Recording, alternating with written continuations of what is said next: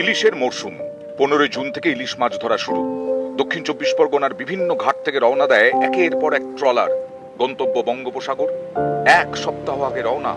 মৎস্যজীবীদের আশা ছিল মরশুমের শুরুটা ভালোই ভালোই কাটবে, জালে উঠবে ঝাঁকে ঝাঁকে ইলিশ। কিন্তু তার হলো কোথায়? বঙ্গোপসাগরে ফেলা হলো জাল, কিন্তু জালে উঠল না ইলিশ।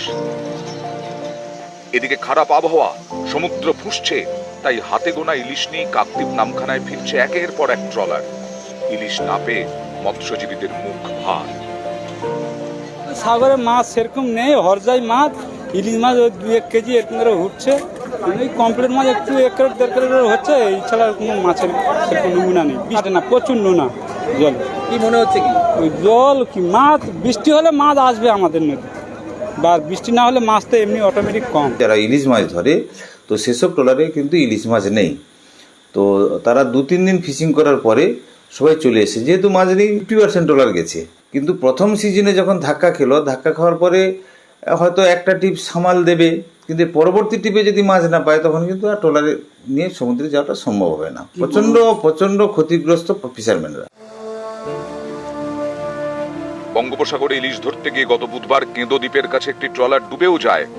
18 জন মৎস্যজীবীকে উদ্ধার করেন অন্য একটি ট্রলারের মৎস্যজীবীরা। দক্ষিণ 24 পরগনার রায়দিঘি, এখান থেকে গত 15 জুন রওনা দেয় একটি ট্রলার, কিন্তু 18 তারিখের পর থেকে সেই ট্রলারের সঙ্গে যোগাযোগ বিচ্ছিন্ন। ট্রলারে ছিলেন 13 জন মৎস্যজীবী। সবাই তো বলছে হয়তো বাংলার দিকে ঢুকে যেতে পারে। আর কোথাও জানিয়েছেন? হ্যাঁ, আমি জানিয়েছি। হলদিয়া কোস্টগার্ড ওরাও গতকাল গিয়েছিলেন।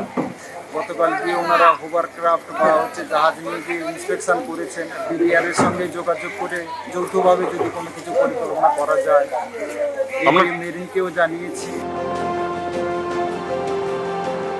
নিউজ 18 বাংলা।